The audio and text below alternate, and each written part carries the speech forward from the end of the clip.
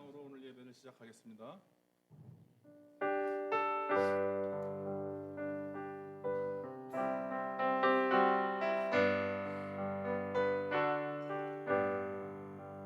내 영혼이 은총이다 주 한 죄질 벗고 보니 슬픔 많은 이 세상도 천국으로 가는구나.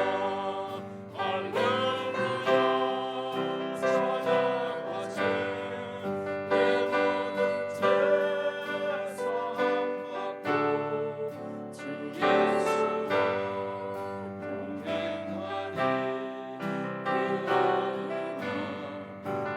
아름다운 주의 얼굴 뵙기 전에 멀리 내려온 하늘나라 내 맘속에 이루어지리. 날라가고 가깝구나. 할렐루야 찬양하세 내 모든 죄 사함받고 주 예수와 동행하리. 그 아름다운 높은 산이 거친 눈이 조망해 공원이가 내 주 예수 이신 것이 그 아름다운 할렐루야 찬양하세 내 모든 죄 사함받고 주 예수와 동행하리. 그 할렐루야 찬양하세 내 모든 죄 사함받고 주 예수와 동행하리. 그 어디나 어디나라. 같이 박수 치시면서 힘차게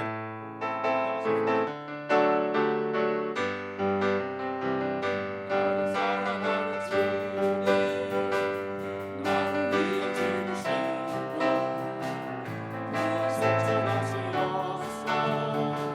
나의 주가 되셨네. 나를 사랑하는 주님 나를 맡아 주시옵소서. 나를 감사하셔서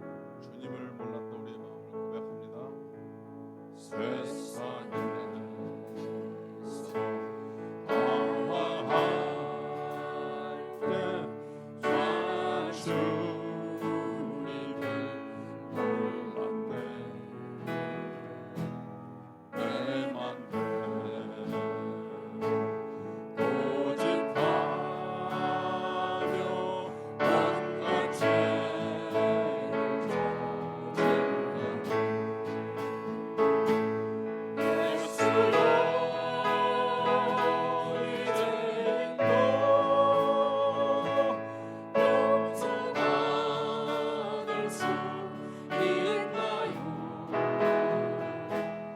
달래나 더 못한 내가 용서받을 수 있나요? 많은 사랑 찾아와서 나의 진노가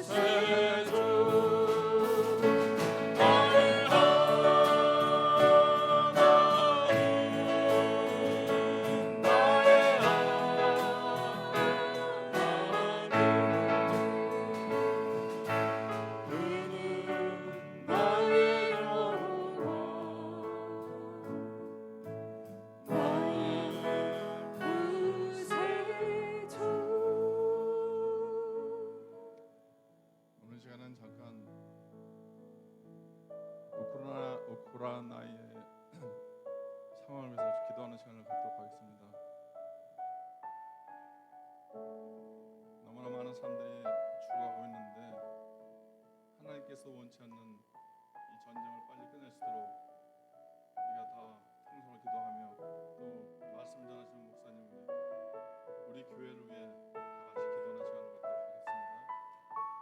하나님 감사합니다. 원치 않는 일로 인해 많은 사람들이 죽어가고 희생되고 있습니다. 하나님 함께해 주셔서 이 전쟁이 빨리 끝날 수 있도록 주님을 도와주시고 어린아이서부터 노인까지 무참히 죽음을 당하지 않도록 주님 인도하여 주시옵소서. 우리 교회가 또 이 우크라이나를 위해서 선교 헌금을 모집하고 있습니다. 먹을 것이 없고 정말 힘든 상황 속에 있는 그들을 우리가 돕고자 하오니 하나님께서 함께하여 주시옵소서. 특별히 또 이 시간 말씀 전하시는 목사님을 위해 하나님 그에게 성령의 능력을 주셔서 이 시간이 축복의 시간, 정말 기쁨의 시간이 될 수 있도록 은혜의 시간이 될 수 있도록 주님 인도하여 주시옵소서. 이 모든 말씀 주의 손 받들어 간절히 기도했습니다.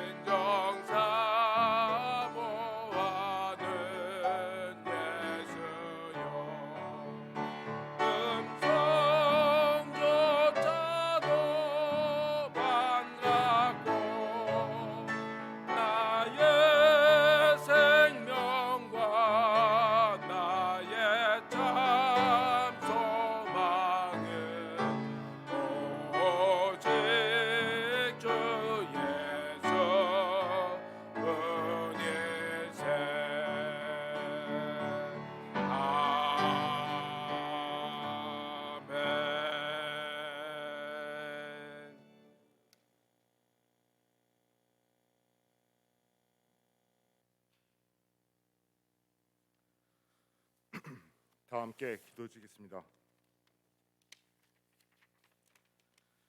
영광과 존귀와 찬미를 세세 무궁토로 받으시기에 합당하신 하나님 아버지, 오늘 이 거룩한 주일을 맞이하여 주님께 나올 수 있게 하시고 예배드릴 수 있게 허락하여 주신 은혜를 감사드립니다. 하나님 아버지, 이번 주일은 사순절 둘째 주일입니다. 가시멸관과 채찍질에 고난받으시고 험한 십자가에서 물과 피를 쏟으신 주님을 생각합니다. 주님께서는 저희들의 그 붉은 피보다 더 진홍 같은 붉은 죄를 눈보다 더 희게 해주시려고 십자가를 지셨건만, 저희들은 십자가의 구속의 은혜를 받았다고 자임하는 자들이면서도 주님이 기뻐하신 일을 하기보다는 싫어하시는 일을 일삼으며 표대를 향하여 달려가는 경주와 같이 살지 못하고 한없이 나태하고 방만한 삶을 살았던 것을 고백하지 않을 수 없습니다. 저희들의 지난 모든 그 허물들을 용서하여 주시고 주님의 그 십자가의 보혈로 이 시간 다시 한번 깨끗하게 됨을 허락하여 주시옵소서. 하나님 아버지, 저희 멤피스 한인 침례교회를 위하여 기도합니다. 하나님 아버지께서 저희 교회에게 원하시고 기도하시는 소명과 사명이 있음을 믿습니다. 저희들이 그것을 깨닫고 하나님 아버지께서 주시는 말씀과 성령님이 이끄시는 대로 그 소명을 다하는 교회가 되고, 그리하여 온 교회 성도가 착하고 충성되는 종으로 인정받으며 이 땅에서 천국의 기쁨을 누리며 살아가고, 그 후에 주님의 얼굴 직접 배울 때 생명멸류관의 상을 모두 받게 하여 주시옵소서. 교회와 예배를 위하여 알게 모르게 봉사하시고 수고하시는 많은 손길들이 있습니다. 그들의 수고를 주님께서는 한대의 땅과 모든 풍성함으로 차고 넘치도록 보답하여 주시오며, 오늘 이 은혜의 자리에 피치 못할 여러 가지 사정으로 참석하지 못한 교우들을 기억하여 주시고, 그들이 어디에 어떤 모습으로 있든지 저희와 같은 은혜를 허락하여 주시옵소서.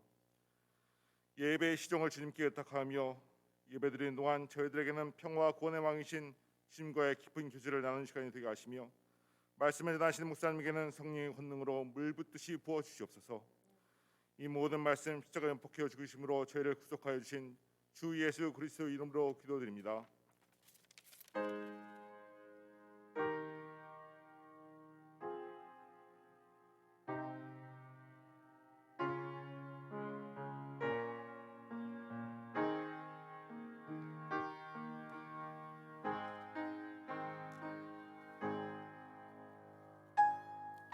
네, 안녕하세요. 우리 앞뒤에 계신 마음 인사해 보실까요? 네, 주님 이름으로 사랑합니다. 반갑습니다. 안녕하세요. 네, 안녕하세요. 네, 날씨가 많이 추워졌네요, 여러분. 감기 조심하시고 강건하시 바랍니다. 우리 목회단상에도 제가 실제 우리 침례교회에서 물론 여러 단체도 하고 있지만 우리 침례교단에서도 여러분들이 우크라이나 난민을 위해서 헌금을 하시면은 우리 교단으로 보내서 교단에서 파송된 또 우리 협력하는 선교사님들 현재 계신 분들 함께 거기는 난민들에게 여러 가지 물품이라든지 음식이라든지 이것을 돕고자 합니다. 그래서 자원하신 분들 헌금해 주시면은 함께 전달하도록 하겠습니다. 잠깐 영상 보여주실까요? 네.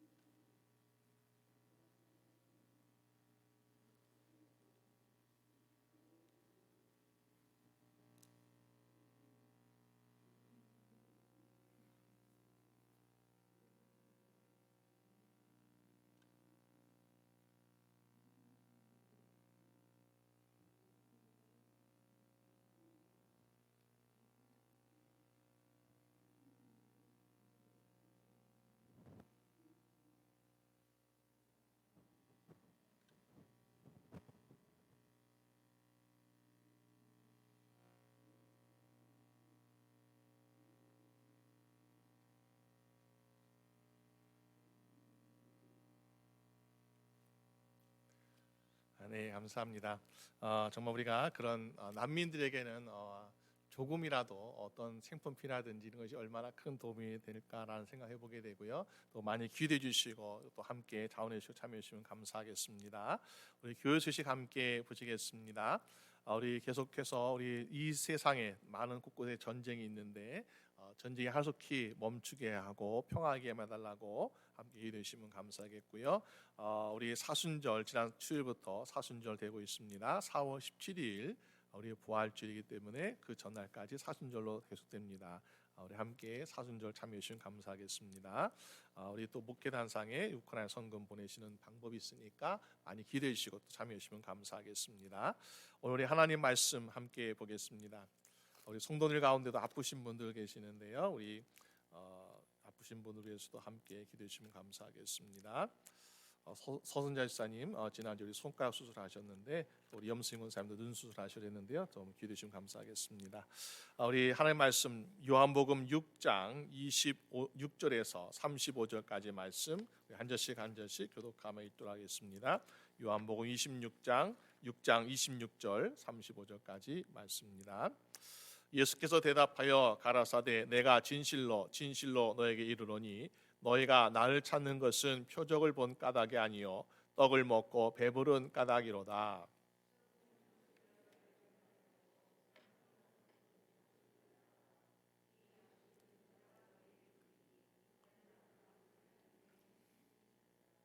저희가 묻되 우리가 어떻게 하여야 하나님의 일을 하오리이까?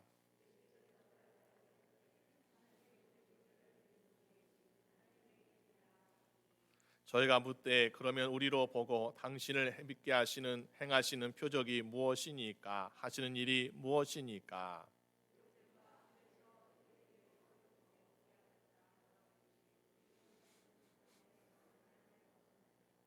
예수께서 이르시되 내가 진실로 진실로 너에게 이르노니 하늘에서 내린 떡은 모세가 준 것이 아니라 오직 내 아버지가 하늘에서 내린 참떡을 너에게 주시나니 저희가 가로되 주여 이 떡을 항상 우리에게 주소서.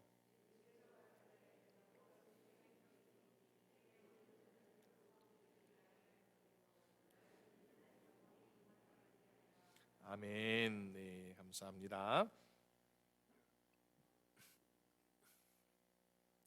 우리 함께 읽은 말씀 가지고 생명의 떡을 먹으려면 이날 제목으로 함께 말씀을 나누고자 합니다.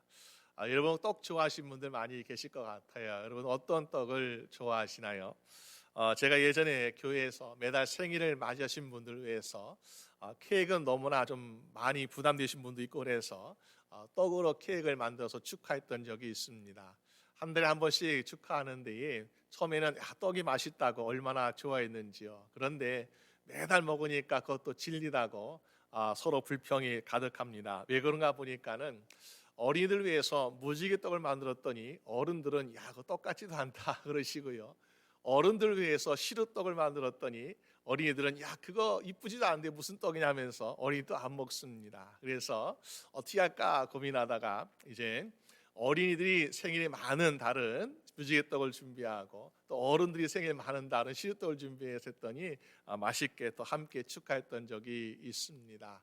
우리가 살면서 이런저런 여러 가지 떡을 먹습니다. 그런데 오늘 성경에서도 떡 이야기하고 있는데요. 구약 시대에는 만나라고 하는 떡이 있었다라고 말씀하고 있고 또 예수님 시대에는 생명의 떡이라고 하는 떡이 있다라고 말씀하고 있습니다.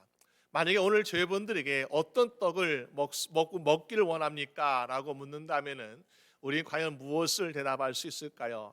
나는 만나 같은 떡을 먹고 싶습니다 라는 사람도 있을 것이고 나는 생명의 떡, 예수님의 떡을 먹고 있습니다 라고 말하는 사람도 있을 것입니다. 오늘 저희분들에게 이 생명의 떡이 왜 중요한가 라는 것을 볼 때 생명의 떡은 우리의 몸과 영혼을 살찌우고 강건하게 하기 때문에 우리 모두가 생명의 떡을 먹게 되는 여러분 되시기를 주님의 이름으로 축원합니다. 우리가 어떻게 하면 생명의 떡을 먹을 수 있을까요? 먼저는 우리가 육식만 살찌우는 떡을 피함으로 생명의 떡에 더욱더 가깝게 나아갈 수 있지 않겠습니까? 우리가 요즘 세계 곳곳에서 많은 전쟁이 일어나는 가운데 이 전쟁 어떻게 하면 멈출 수 있을까라는 생각을 많이 생각합니다. 그러면서 우리가 직접 총과 칼을 가지고 나가 싸워야 되는 것인가? 그런데 그렇지 못한 나라도 있죠. 특히 우리 미국이라든지 서방 유럽 나라가 어떻게 하고 있습니까? 경제 제재를 통해서 물질적으로 힘들게 하니까는 전쟁을 멈추게 하려는 모습을 보게 되죠. 왜 그렇습니까? 싸울 힘도 배고픔도 있으니까는 전쟁하지 말아야겠다라는 그런 식으로 이어가고 있는 모습을 보게 됩니다. 마찬가지로 예수님 시대를 보니까요, 로마가 이스라엘 땅을 지배하는 식민지였습니다. 그런데 이 식민지 백성이었던 이스라엘 백성들은 보니까 참을 수 없다는 거죠. 곳곳에서 저항과 반란이라는 가운데 이스라엘 북부 지역이었던 이 갈릴리 지역이 아마도 이런 저항이 굉장히 세지 않았을까. 그래서 누가복음 13장에 보니까는 이 갈릴리에서 저항하고 반란을 일으켰던 사람들이 많아서 빌라도 총독이 갈릴리 사람들 많이 죽였다라는 그런 이야기도 있습니다. 그렇기 때문에 로마로서는 아마도 이 이스라엘 나라의 복지 정책을 하게 될 때에 아무래도 이 갈릴리 북부 지방에는 사실 원래 가난한 사람들이 많았지만은 더욱더 가난과 기근이 많지 않았는가라는 것을 보게 됩니다. 그런데 그들 앞에 어떤 일하고 있습니까? 요한복음 6장 앞부분에 보게 되면은 오병이어 기적이 일하고 있더라라는 것입니다.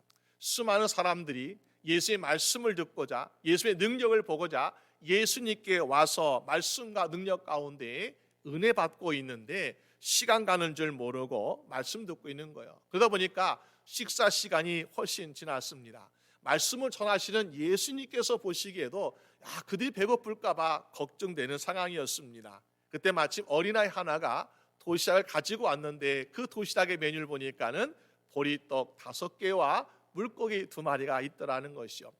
한 어린아이가 먹을 수 있는 양이 보리떡 5개 정도였다. 그러면은 남자만 5,000명이기 때문에 어른 한 사람이 적어도 어린아이의 식사 한 끼를 먹을 정도로 그것을 채운다면은 25,000개의 떡이 있어야 되지 않겠는가? 이것을 어디서 구하고 또 이것을 어떻게 먹일 수 있는가라고 사람들은 걱정합니다. 그런데 예수님께서 그 어린아이 도시락 하나를 축사하시고 나눠주라 하시는 애가 어떻게였습니까?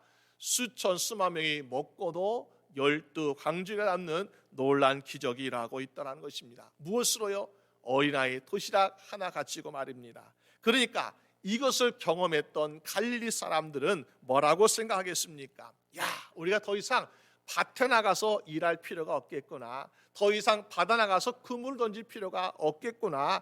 예수님만 있으면은 우리는 먹을 걱정 없겠다라는 생각을 하게 되지 않습니까? 그러면서 예수님을 찾아왔다는 것입니다. 요한복음 6장 15절 말씀 보니까 그들은 어떤 마음으로요? 예수님을 억지로 임금으로 삼으려고 예수님께 찾아왔다라는 것을 보게 됩니다. 여러분, 예수님께서 우리의 왕이시라면은 사실 우리는 부족한 것이 없겠죠. 두려울 것이 없겠죠. 그런데 예수님께서 그들의 떡을 주시기 위해서 예수님께서 그들의 왕이 되어신다. 이거는 예수님이 오신 목적과는 다른 목적을 그들이 요구하고 있더라라는 것입니다. 왜 그렇습니까?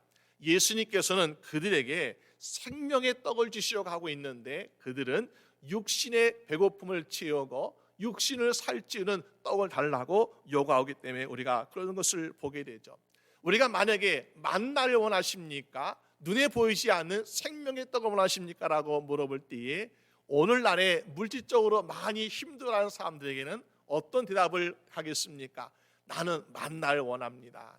요즘같이 경제가 힘든 상황 가운데 물가가 올라가서 많은 가정주부들이 걱정하고 있다는 뉴스를 종종 보게 됩니다. 만약에 그분들에게 우리가 구약시대와 같이 이른 아침 일찍 들에 나가서 새벽에서 함께 내린 만나를 거두면요 40년 동안 먹을 거 걱정하지 아니하고 식비 부담 없이 40년 동안 공짜로 먹을 수 있습니다. 그러면요 얼마나 기쁜 소식이겠습니까? 마찬가지로 우리가 가난과 굶주림 가운데 있는 사람들은 우리가 생명의 떡이 눈에 보이는 것이 아니라 당장 눈앞에 내려지는 만나를 구하는 삶을 살아가고 있는 것을 보게 되죠. 그러면서 그들이 바랬던 메시아도 우리에게 만나를 주는 메시아를 기다리고 있다라는 것입니다. 그래서 지난 밤에는 예수님의 제자들이 갈릴리 바다를 떠나게 되었는데 배를 타고 가는데 보니까는 풍랑이 심했습니다. 그러니까는 사람들이 따라가지 못했던 거죠. 이제 날이 밝고 아침이 되어서 바다가 조금 잔잔해지니까 각자 자기 배를 가지고 이제 갈릴리 바다를 건너서 가버나움에 계신 예수님을 찾아가는 모습을 보게 됩니다. 그러면서 그들이 예수님이 하는 말이 이런 말씀하고 있어요. 31절 말씀 보니까는 하늘에서 저에게 떡을 주어 먹게 하였다 함과 같이 우리 조상들은 광야에서 만나를 먹었습니다. 예수님, 우리에게도 만나를 주세요 라고 요청하고 있는 것을 보게 됩니다.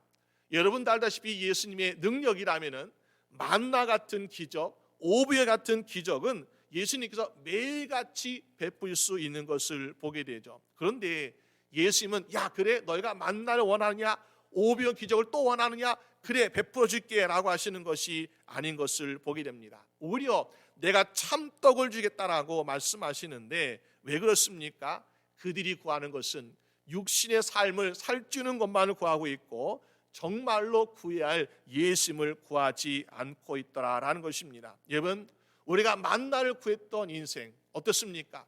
그들에게 줄 수 있어요. 그런데 예수님께 주시지 않는 이유가 무엇인가 보니까는 만나를 구했던 모세나 또 만나 40년 동안 먹었던 그들의 조상이나 뭐라고요? 다 광야에서 죽었다라고 말씀하고 있습니다. 왜 그렇습니까? 배고픔만을 채우고자 하는 만나의 떡 가지고는 우리에게는 오랜 영생의 삶을 기대할 수 없더라라는 것을 말씀하고 계신 것입니다. 오늘 인생에도 혹시 우리가 만나가 우리가 더 욕심납니까? 아니면은 생명의 떡이 더 욕심납니까? 물론 눈앞에 보이는 만나가 더 좋아 보이겠죠.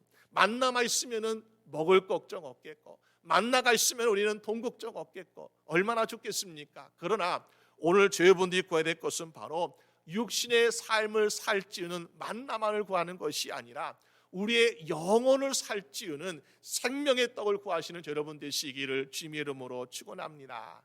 왜 그럴까요? 생명의 떡을 얻게 되면요, 육신뿐만 아니라 영혼이 기뻐하며 영혼이 살 수 있기 때문에 그런 것이요. 육신의 떡은 육신만 좋아요. 그런데 영혼의 떡, 우리가 생명의 떡은 육신도 건강하게 되고 영혼도 건강하게 되니까 얼마나 좋은 인생이겠습니까? 제가 예전에 권사님들과 함께, 나이 많으신 권사님과 함께 뷔페 식당에 가서 함께 식사한 적이 있습니다. 여러분이 계셨는데 그중에 몇 분을 보니까는 어떤 분은 음식을 아주 맛있게 드시는 분이 계시고요, 어떤 분은 음식을 별로 맛이 없게 드시는 분이 계시는 것 같아요. 그래서 맛없게 드시는 분에게 한번 여쭤봤습니다. 권사님, 음식이 혹시 맛이 없습니까? 입맛에 안 맞습니까? 라고 물어보니까 목사님, 이 나이에 무슨 입맛이 있겠습니까? 살기 위해서 먹는 거 자면서 드시는 거였어요. 그분이 정말로 그 음식을 먹고 매일같이 먹고 오래 사셨을까요? 장수하지는 못했던 것 같아요. 반대로 어떤 권사님은 한 80대 중반 되신 거의 90 가까이 되는 권사님인데 한 접시를 비우고 또 두 접시를 비우고 그리고 이제 디저트도 한 접시 크게 비우시더니 잘 드시는 거예요. 그래서 여쭤봤어요. 권사님, 음식이 참 맛있습니까? 그러니까 예 목사님 맛있습니다 하면서 아주 기쁘게 드시는 것을 보게 됩니다. 제가 그분을 보니까 그분은 97세까지 사셨는데요, 장수한 이유를 알겠더라고요. 나중에 생각해 보니까 우리가 살기 위해서 먹는 인생보다는 맛있게 먹다 보면은 우리가 오래 살고 기쁘게 살 수 있구나라는 것을 깨달은 적이 있습니다. 우리의 삶 가운데 육신의 삶을 위해서 살아간 삶은 행복하지도 못하고 우리가 장수하지 못하죠. 그러나 우리가 육신뿐만 아니라 영혼을 위해서 살아간 인생, 하나님께서 건강의 축복도 또 기쁨의 축복도 줄 줄로 믿습니다. 그런데 예수님께 찾아왔던 사람들은 어떤 목적으로 왔습니까? 26절 말씀 보니까는 너희가 나를 찾은 것은 표적을 본 까닭이 아니요 떡을 먹고 배부른 까닭이로다 라고 말씀하고 있습니다. 그들도 바다 건너서 왔습니다. 수고했다, 참 칭찬할 만하죠. 그런데 예수님은 칭찬이 아니라 그들 책망하시는 것을 보게 됩니다. 왜 그렇습니까? 예수 그리스도를 위해서 찾아온 것이 아니라 떡을 위해서 찾아왔기 때문에 그런 말씀하고 있다는 거죠. 오늘 저희분들이 신앙생활 하면서 우리가 주님께 나와서 기도하며 구할 때가 얼마나 많이 있어요. 그런데 우리가 구하는 것은 어떤 분들은 물질 축복을 많이 주세요라고 구하고, 어떤 분들은 사업의 성공을 위해서 구할 때가 있고, 어떤 분들은 건강을 위해서, 가정의 평화를 위해서 구하기도 합니다. 그런데 우리의 기도를 다 한번 살펴보면요, 보니까는 예심을 구하는 기도보다는 우리의 육신과 우리의 평안함을 살찌우는 것을 구하는 것이 더 많이 있더라라는 것을 보게 됩니다. 그럴 때에 과연 우리의 기도를 들으신 주님께서 어떤 기도를 더 기뻐하시겠습니까?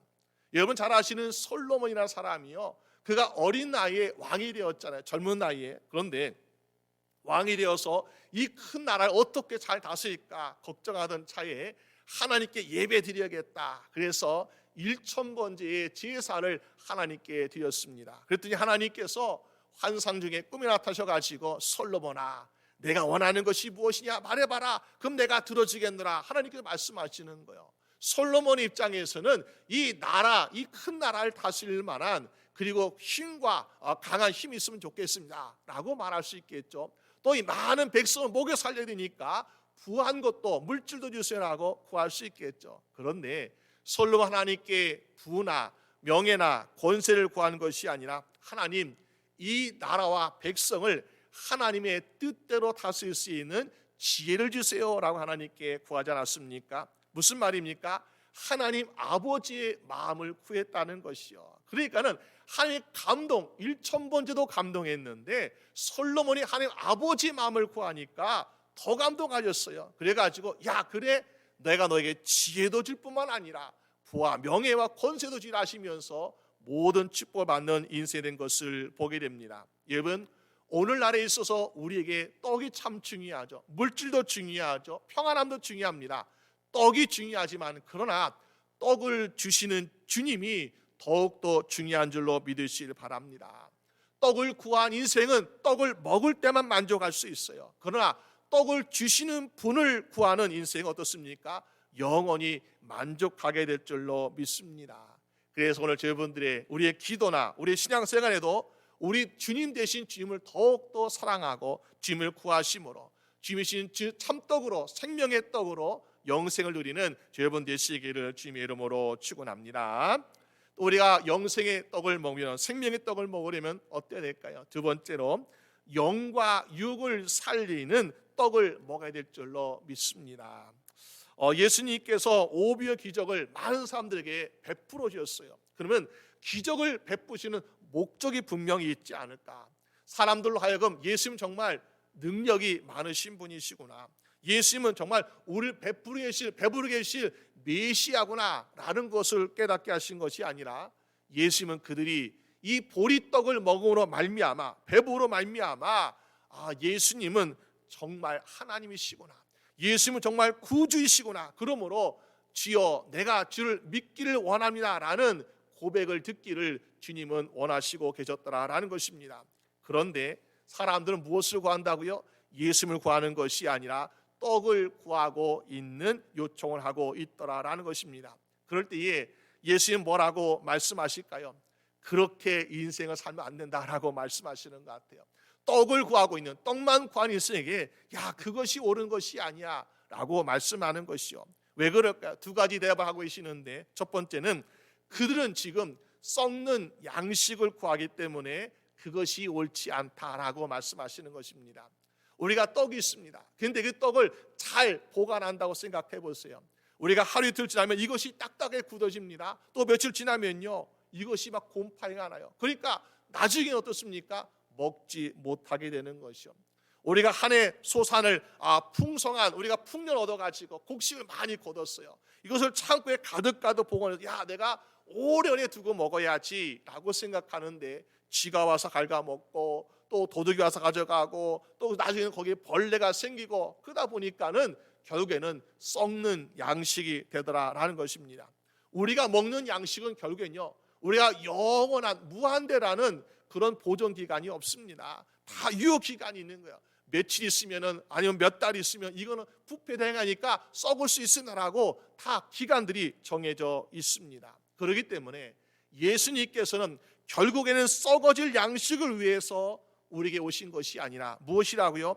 27절에 말씀하시기를요, 영생하도록 있는 양식을 위하라. 이 양식은 인자가 너에게 줄 것이다 라고 말씀하고 있다는 것입니다. 여러분, 우리가 썩는 양식을 위해서 오신 예수님이 아니라 영생하도록 하기 위해서 주신 양식을 주시기 오신 예수님을 믿는 여러분 되시기를 주님의 이름으로 축원합니다.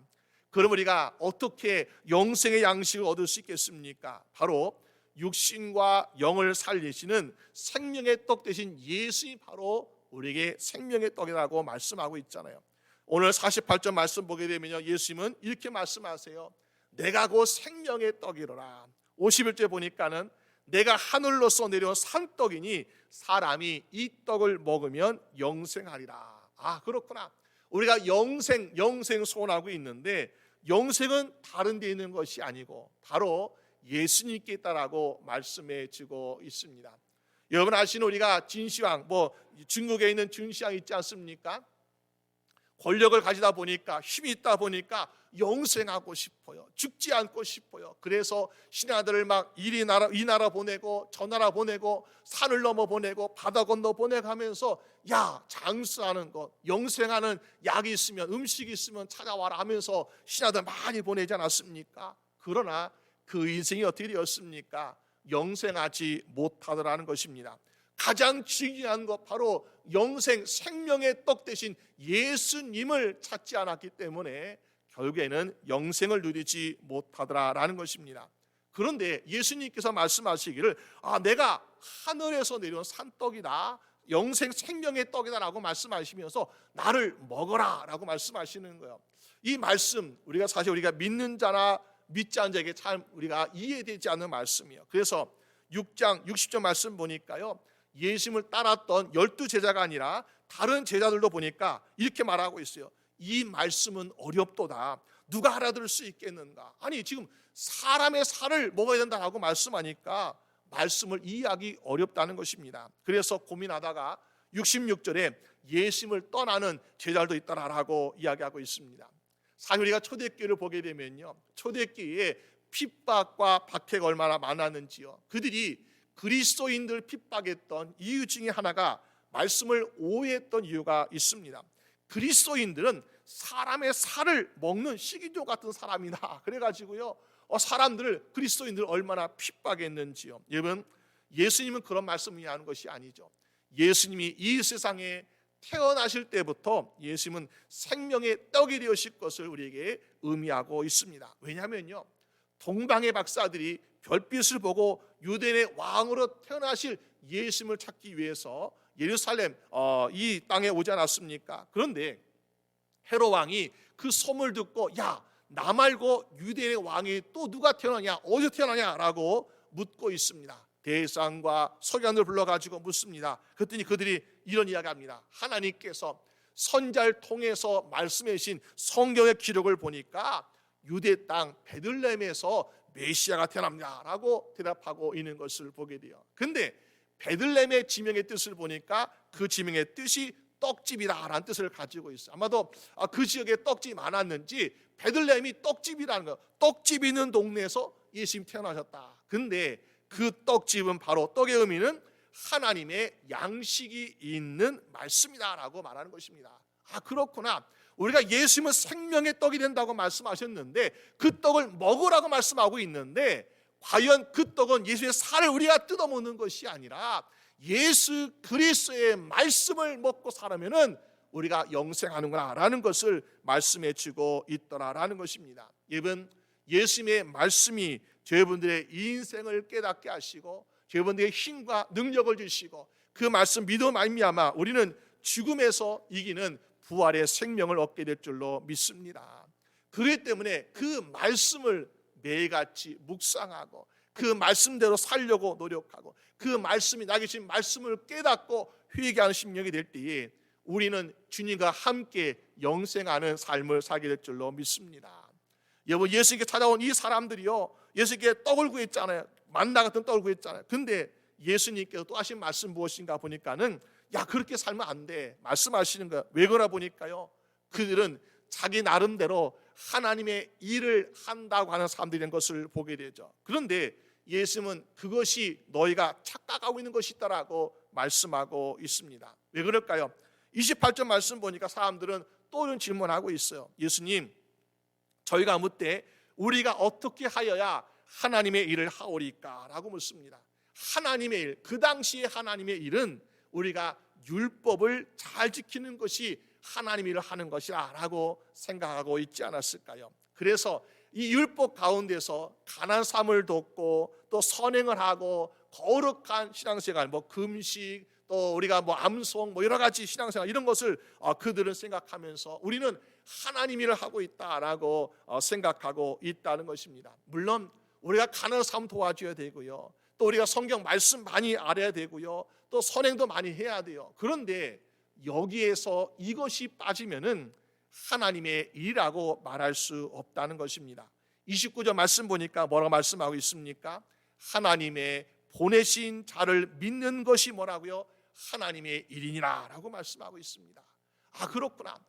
하나님의 일이라는 것에는 그 중심에 뭐가 있어야 한다고요? 하나님 보내신 자를 믿는 것, 예수 그리스도를 믿는 믿음 안에서 행할 때에 그것이 하나님의 일이라고 말씀하고 있는 것입니다. 그러면 우리는 좀 더 쉬워져요. 우리가 하나님의 일을 하고 있다라고 생각할 때에 다른 사람이 당신 정말 하나님 일을 하고 있습니까? 라고 물을 때에 우리는 더욱더 쉽게 대답할 수 있습니다. 만약에 목사님 저에게 당신 어떤 하나님을 하고 있습니까? 라고 묻는다면 저는요, 우리 성도님들이 예수님을 더욱더 잘 믿을 수 있도록 기도와 말씀을 전하면서 하고 있습니다. 이게 하나님 일이잖아요. 또 우리 어린아이들 가르치는 선생님들, 교사분들, 우리 어린아이들이 예수님 잘 믿을 수 있도록 주의 사랑으로 가르치고 돕고 섬기는 거 있습니다. 이것이 바로 하나님 일이잖아요.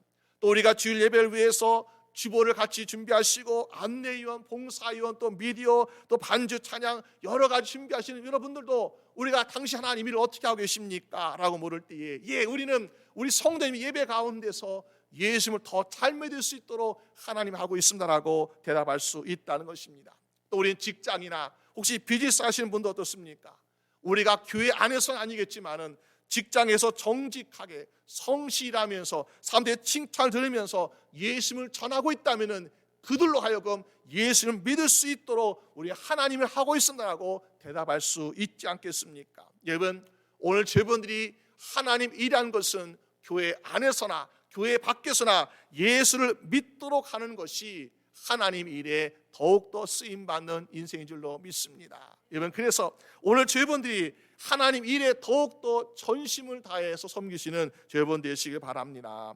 여러분, 영생의 떡, 생명의 떡을 먹으려면요, 우리는 60만을 살찌는 떡을 피하다 보면은 주님을 찾게 되고, 그러면서 정말로 우리에게 떡을 찾는 것이 아니라 떡을 주시는 분 예수 그리스도를 찾고 만나게 될 때에 그분이시는 생명의 떡, 그 말씀과 함께 살아가 말미암아 주 안에서 영원히 죽지 않는 영생을 다 누릴 수 있는 여러분 될 줄로 믿습니다. 그에 살아가시길 주님의 이름으로 축원합니다. 우리 함께 기도드리겠습니다.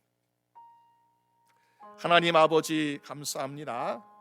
이 시간 아버지께 기도하기를, 주여, 나의 인생에, 내 가정에, 내 직장과 내 일터에, 내 살아가는 가족들 위해서 나는 구약에 내렸던 만나만을 구하는 그런 인생을 살고 있지는 않는지요. 아버지 하나님, 만나도 필요합니다. 그러나 우리에게 더욱더 필요한 것, 생명의 떡을 우리에게 허락하여 주시옵소서. 예수 그리스도를 믿음으로 말미암아, 예수 그리스도의 말씀을 먹어 말미암아 생명의 떡을 날마다 먹는 주 인생 되게 하여 주시옵소서. 우리 함께 같이 기도드리겠습니다. 아버지 하나님, 주여 불사 여기서 도와주시길 원합니다. 아버지 함께 사랑하신 우리 모든 사랑하는 주의 성도들, 아버지 주께서 아버지 함께 해주신 말미암아 우리가 육적으로만 건강한 인생이 아니라 영과 육이 건강하게 하여 주시옵시고, 피곤치 않게 하여 주시옵시고, 아프지 않게 하여 주시옵시고, 날마다 힘있게 하여 주시옵소서. 아버지 영원히 기쁨을 말미암아 아버지 정말 날마다 주 안에서 감사가 넘치게 하시고 아버지 기쁨이 넘치게 하여 주시길 원합니다. 영과 육이 살찐 인생 되게 하여 주시옵시고 평안한 인생 될 수 있도록 인도하여 주시옵소서. 주님의 도우심이, 주님의 함께 하심이 날마다 함께 하여 주시길 원합니다. 아버지 하나님 도와주시옵소서. 아버지 하나님 감사합니다. 사랑하는 우리 모든 주의 성도의 아버지 함께 하셔서 날마다 우리에게 하늘에서 내렸던 구약의 만나도 허락하여 주시옵시고 우리의 영혼을 살찌우는 하나님 예수 그리스도의 생명의 떡도 허락하여 주시옵소서. 쥐매신 떡을 먹으러 말미암아 하루하루 기쁘게 살아가게 하시고 감사하게 살아가게 하시고 영원히 살아갈 수 있도록 주님 도와주시옵소서. 모든 것 주님께 감사드리옵고 우리 주 예수 그리스도의 이름으로 기도드립니다. 아멘. 우리 함께 하셔서 같이 한번 보시겠습니다.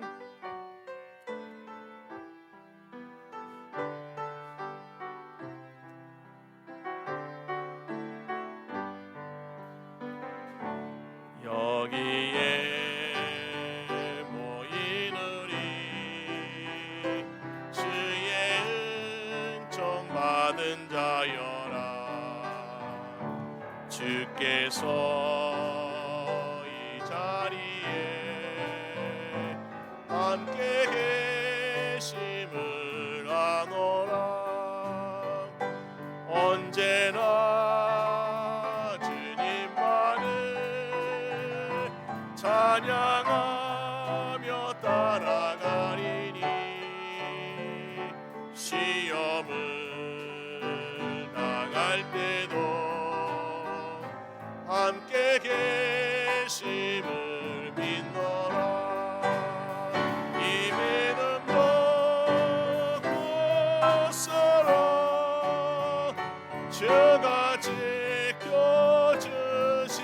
지켜주신다. 어두운 밤에도 주의 밝은 해는 놓아여 주.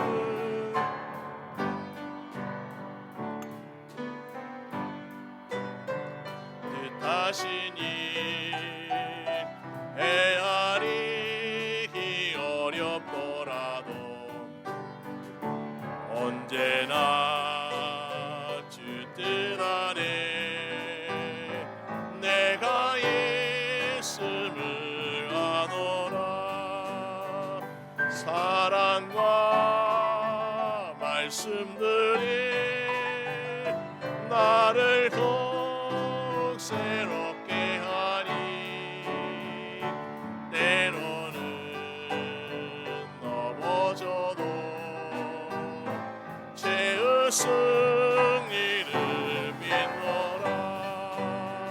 이 믿음 놓고 살아 주가 지켜주신다. 어두운 밤에도 주의 밝은 해는 놓아여 주신다. 기도하겠습니다. 하나님 아버지 감사합니다. 한 주간의 우리의 모든 삶을 하나님께서 지켜주시고 보호하시고 또 모든 필요한 것을 공급하여 주심에 감사드립니다. 이 시간 우리의 마음과 정성과 물질을 다하여 아버지 하나님께 예물로 드립니다. 이 모든 예물 기뻐 받아 주시옵시고 쓰여지는 곳곳마다 주간 영혼이 살아며 잃어버린 영혼이 주께 돌아올 수 있도록 인도하여 주시옵소서. 우리 살아가는 모든 주의 성도들의 가정과 일터마다 믿음으로 심는 그 모든 것에 30배, 60배, 100배의 결실로 축복하여 주시옵시고 저희들이 계획하고 수고하는 모든 것에 하나님의 능력의 손이 함께하여 주심으로 형통의 축복을 허락하여 주시옵소서. 아버지 또 사랑하는 우리 성도님 가운데 아프신 분들이 있습니다. 또 우리 지난 주간에 수술하신 분들도 있습니다. 주님께서 모든 상처와 치유가 잘 회복될 수 있도록 도와주시옵시고 주님의 신 힘과 능력으로 더 이상 피곤하거나 지치거나 아프지 않는 새 힘도 허락하여 주시옵소서. 아버지 또 우리가 받는 이 축복 아버지 지금 전 세계에서 고통당하고 있는 수많은 난민들 특별히 우크라이나 난민들 같은 힘든 사람들 아버지 위로해 주시고 공급해 주시고 함께하여 주심으로 주님과 함께 동행하고 있는 축복을 허락하여 주시옵소서. 이제는 우리 주 예수 그리스도의 은혜와 아버지 하나님의 사랑하심과 성령님의 인도하심이 오늘 주님께 예배드리는 우리 사랑하는 모든 주의 성도들과 그 가정과 일터와 우리 교회와 선교지위에 지금부터 영원히 함께 하시기를 간절히 축원하옵나이다. 아멘.